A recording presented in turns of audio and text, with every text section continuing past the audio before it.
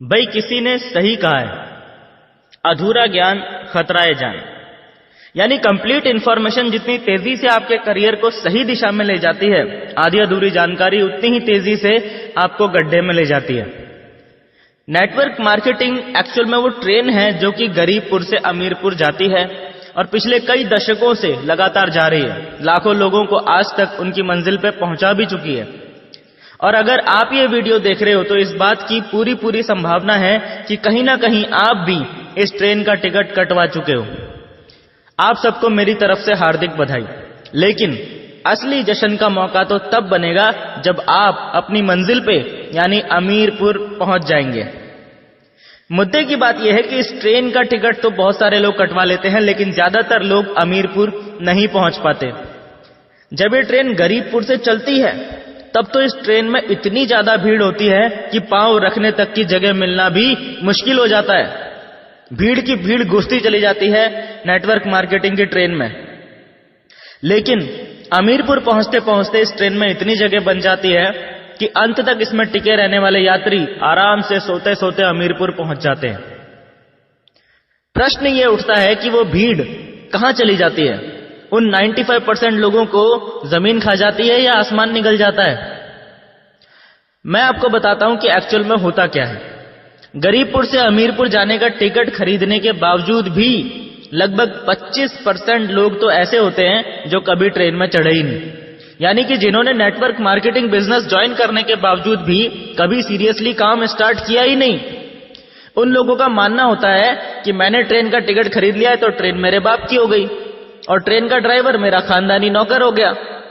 अब तो ये ट्रेन मेरे ही हिसाब से चलेगी और मैं ट्रेन में तभी चढ़ूंगा जब ये मेरे घर के दरवाजे पे आके खड़ी हो जाएगी। ऐसा कहीं होता है क्या? अगर कोई ट्रेन का टिकट खरीदने के बाद ऐसा सोचता है कि मैं तो ट्रेन में तभी चढ़ूंगा जब ये मेरे घर के दरवाजे पे आके खड़ी हो जाएगी, तो ऐसे व्यक्ति को आप क्या कहेंगे? बताने की जरूरत नहीं है, सभी जानते हैं। लेकिन फिर भी बहुत से लोग नेटवर्क मार्केटिंग बिजनेस में यही गलती करते हैं, कभी घर से निकलते ही नहीं। अब जो लोग जैसे तैसे करके इस ट्रेन में चढ़ भी जाते हैं, यानी काम करना शुरू कर भी देते हैं, उनमें से भी बहुत सारे लोग ऐसे होते हैं जो ट्रेन पकड़ने की इतनी जल्दी में थे कि हड़बड़ाहट में गलत ट्रेन में चढ़ जाते हैं। यानी कि नेटवर्क मार्केटिंग के नाम पे कुछ भी करने लग जाते हैं मार्केट में। तरह तरह की ऊल जुलूल कंपनियों के झांसे में आके अमीरपुर जाने वाली ट्रेन की जगह फकीरपुर जाने वाली ट्रेन में चढ़ जाते हैं। खुद तो गलत ट्रेन में चढ़ी गए होते हैं, दूसरों को भी हाथ पकड़ के उस गलत ट्रेन में चढ़ा देते हैं और आखिर में हाथ में रह जाते हैं वही ढाक के 3 पात। इनकी गलती ये नहीं है कि ये लोग गलत ट्रेन में चढ़ गए, बल्कि इनकी गलती ये है कि सही ट्रेन कौन सी है, इन्होंने इसकी प्रॉपर जानकारी नहीं ली। अगर आपको ये पता है कि सही ट्रेन कौन सी है तो चाहे गलत ट्रेनें 50 खड़ी हों, आप उनमें नहीं चढ़ोगे। और अगर आपको पता ही नहीं है कि सही ट्रेन कौन सी है तो आपको सभी ट्रेन सही लगेंगी और जो आपको सामने सबसे पहले दिखाई देगी आप उसी में चढ़ जाओगे। और ऐसा ही आज की डेट में हो रहा है हजारों लोगों के साथ। सही ट्रेनों की संख्या है लगभग 50 तो गलत ट्रेनों की संख्या है 5000। ऐसे में जरूरी है कि आपके पास डायरेक्ट सेलिंग या नेटवर्क मार्केटिंग इंडस्ट्री को लेकर जो गवर्नमेंट के द्वारा गाइडलाइंस दी गई हैं, उन गाइडलाइंस की पूरी जानकारी आपके पास हो, ताकि आप रियल और फेक नेटवर्क मार्केटिंग कंपनीज में अंतर आसानी से समझ पाएं। वैसे तो इन गाइडलाइंस के बारे में आपको गूगल पे पूरी जानकारी मिल जाएगी। फिर भी यदि आप लोग गाइडलाइंस के ऊपर एक डिटेल्ड वीडियो चाहते हैं तो नीचे कमेंट बॉक्स में जी टाइप कर दो जल्दी से, ताकि मुझे भी पता चल सके कि आपको एक्चुअल में इस टॉपिक पे वीडियो चाहिए।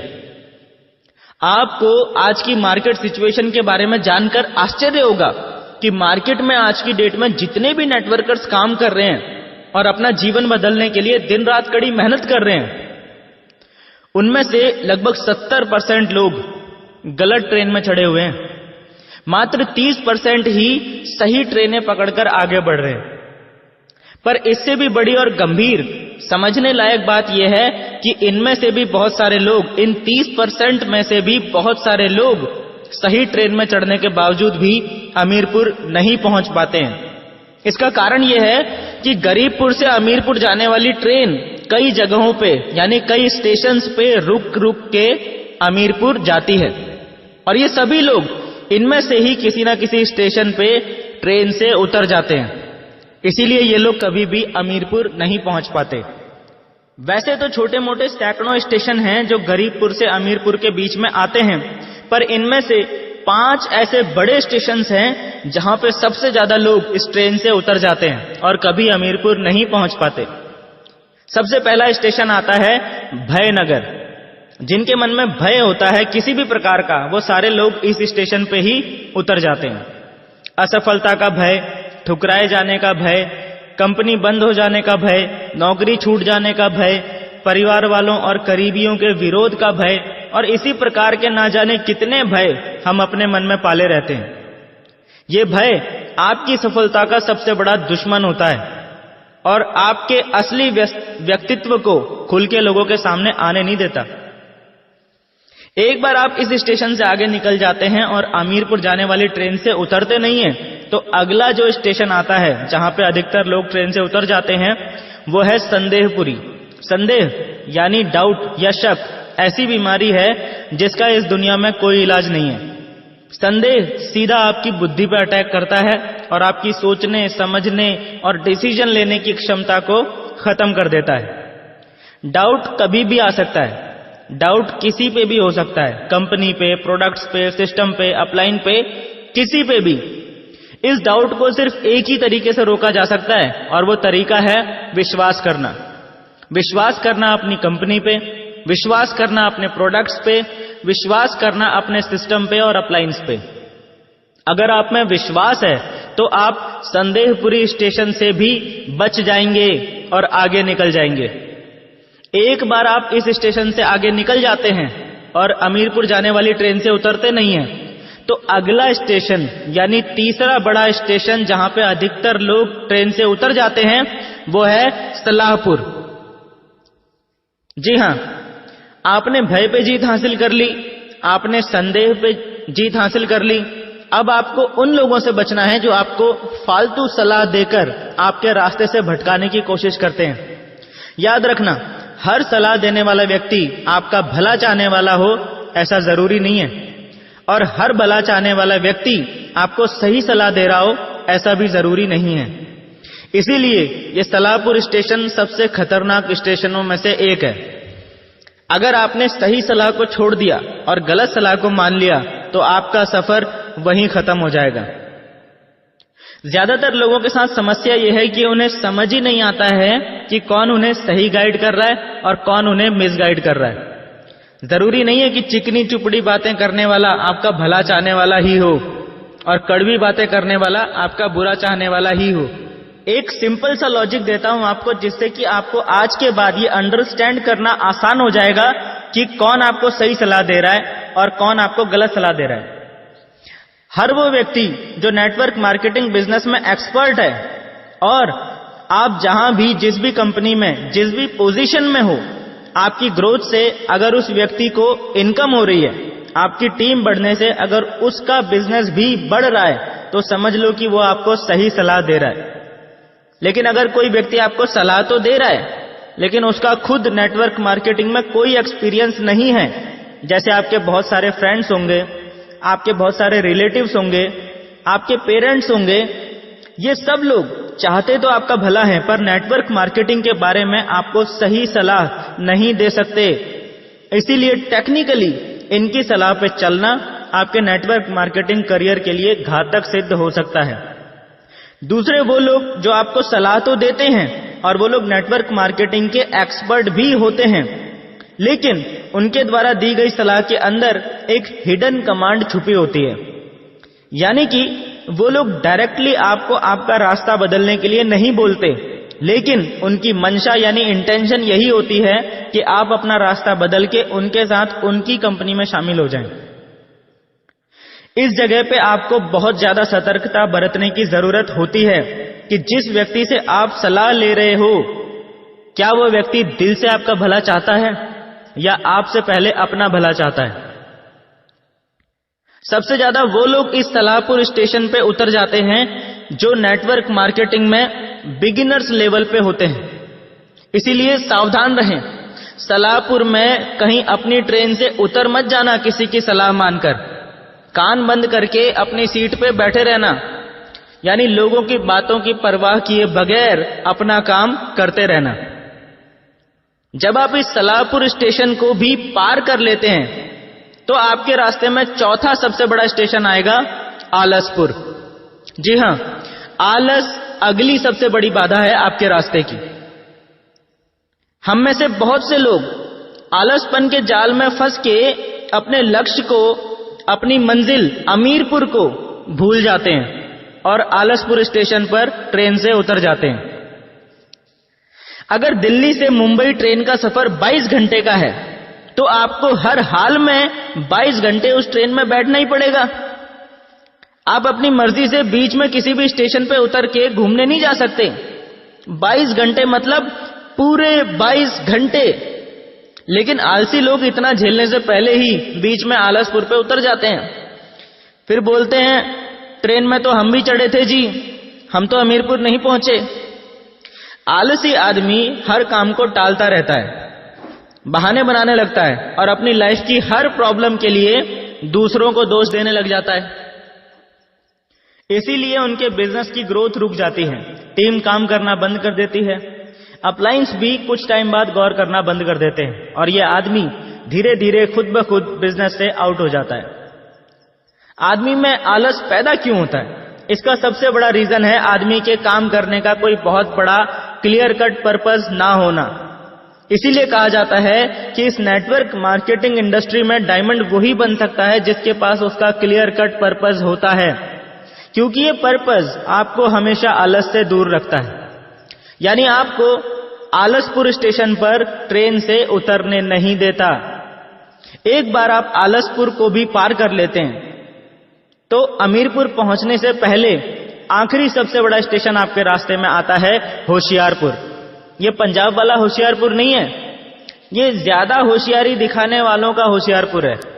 अपने आप को सबसे सयाना समझने वाले, सबसे ज्यादा नॉलेजफुल समझने वाले, अपने को ही समझदार, दूसरों को बेवकूफ समझने वाले, अपना उल्लू सीधा करने की कोशिश करने वाले, मुंह में राम बगल में छुरी वाले, दूसरों के हितों को दरकिनार करने वाले, नियमों को तोड़ना अपनी शान समझने वाले, हर काम में शॉर्टकट तलाशने वाले, दूसरों के सर पर पैर रखकर सफल होने की कोशिश करने वाले, इस तरह के सभी लोगों का सफर इस स्टेशन पे आके खत्म हो जाता है, क्योंकि इनके अंदर बीमारी होती है अपना दिमाग लड़ाने की और अपने आप को अपने अपलाइन से ज्यादा स्मार्ट साबित करने की।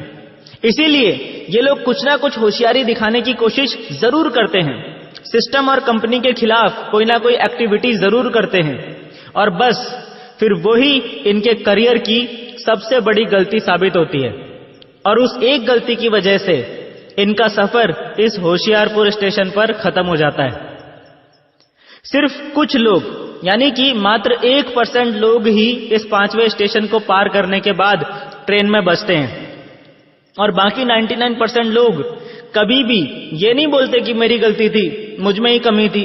वो ट्रेन को और उसके ड्राइवर को गाली देने लगते हैं और जो लोग अंत तक इस ट्रेन में बैठे रहते हैं वो लोग आखिरकार अपनी मंजिल में पहुंच ही जाते हैं, यानी अमीरपुर पहुंच के जीवन भर खुशी, आनंद और चाहतों की जिंदगी जीते हैं। याद रखना, ट्रेन का टिकट खरीद लेना ही काफी नहीं है, अपने आप को गरीबपुर से अमीरपुर पहुंचाना सबसे पहले आपकी खुद की जिम्मेदारी है, उसके बाद ही किसी और से कुछ उम्मीद करना। एक सवाल के साथ इस वीडियो को एंड कर रहा हूं, जिसे ये सवाल समझ में आ गया उसे इस पूरी वीडियो का मैसेज भी समझ में आ जाएगा। अपने दिमाग पे थोड़ा सा जोर डाल के सवाल का जवाब नीचे कमेंट बॉक्स में जरूर देना। सही जवाब देने वालों का नाम अगली वीडियो में जरूर आएगा। अब सवाल सुनो। एक बार एक जगह पे रेस आयोजित हो रही थी। रेस जीतने वाले को 1 करोड़ रुपए का इनाम मिलने की घोषणा की जाती है। उस रेस में 3 लोगों ने पार्टिसिपेट किया, मिस्टर ए, मिस्टर बी और मिस्टर सी।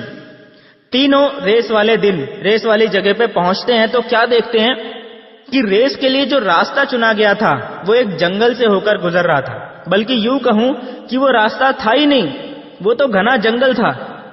और चैलेंज ये था कि जो व्यक्ति सबसे पहले इस जंगल को पार करके दूसरी तरफ पहुंच जाएगा वो विजेता बन जाएगा। समस्या ये थी कि उस जंगल में शेर, चीते, भालू, सांप, बिच्छू, मगरमच्छ, हाथी और तमाम तरह के जंगली जानवर भरे पड़े थे और साथ ही कंकड़, पत्थर और कंटीली झाड़ियों से वो जंगल भरा पड़ा था। अब हुआ ये कि ये सब देखकर मिस्टर ए ने तो रेस में भाग लेने से ही मना कर दिया। उसने सीधा बोल दिया, मेरे बस की बात नहीं है भाई। अब मिस्टर बी और मिस्टर सी इन दोनों ने दौड़ने का डिसीजन लिया। रेस शुरू हुई और मिस्टर बी और मिस्टर सी घुस गए जंगल में। दौड़ते दौड़ते थोड़ी देर में क्या हुआ, मिस्टर बी को ठोकर लगी और वो कंटीली झाड़ियों में गिर गया। उसके शरीर में जगह जगह से खून निकलने लगा और वो रोता रोता वहीं से वापस लौट गया। जहां से रेस शुरू हुई थी वापस वहीं पे आके खड़ा हो गया। मिस्टर सी भी जंगल में दौड़ रहा था। दौड़ते दौड़ते अचानक उसको भी ठोकर लगी, वो भी गिर पड़ा। वो उठा तो उसने देखा कि पैर के अंगूठे से खून निकल रहा है। उसने परवाह नहीं करी और वो आगे बढ़ता रहा। थोड़ी देर में पैर में एक कांटा लग गया और दर्द होने लगा। उसने अब भी परवाह नहीं करी और वो आगे बढ़ता रहा। इसी प्रकार जंगल में जितनी भी मुश्किलें आई उसने किसी की भी परवाह नहीं करी और वो लगातार आगे बढ़ता चला गया। देखते ही देखते उसने पूरा जंगल पार कर दिया। वो विजेता बन गया और उसे 1 करोड़ रुपए का इनाम मिल गया। सवाल ये नहीं है कि कौन जीता या किसका फायदा हुआ। आप लोगों से मेरा सवाल ये है कि इस स्टोरी में सबसे ज्यादा नुकसान किसका हुआ, मिस्टर ए का, मिस्टर बी का या मिस्टर सी का? जल्दी से अपना दिमाग इस्तेमाल कीजिए और नीचे कमेंट बॉक्स में बताइए कि सबसे ज्यादा नुकसान किसका हुआ और क्यों। अगली वीडियो की शुरुआत इसी सवाल के जवाब के साथ होगी और सही जवाब देने वाले सभी लीडर्स का नाम भी नेक्स्ट वीडियो में अनाउंस किया जाएगा। हमारी नेक्स्ट वीडियो की नोटिफिकेशन आपके फोन में आए और YouTube पे वीडियो पब्लिश होते ही आपके फोन की घंटी बज जाए, उसके लिए नीचे मौजूद सब्सक्राइब के बटन को अभी दबा दीजिए और बटन दबाते ही साइड में घंटी का एक निशान आएगा, उसे भी जल्दी से दबा देना ताकि नेक्स्ट वीडियो आपसे मिस ना हो। और हाँ, जाने से पहले इस वीडियो को अपनी टीम में शेयर जरूर कर देना ताकि आपकी टीम तक भी ये ट्रेनिंग वीडियो पहुंच जाए और उनका भी दिमाग खुल जाए। मिलते हैं दोस्तों नेक्स्ट ट्रेनिंग वीडियो में, तब तक के लिए thank you and wish you all the best.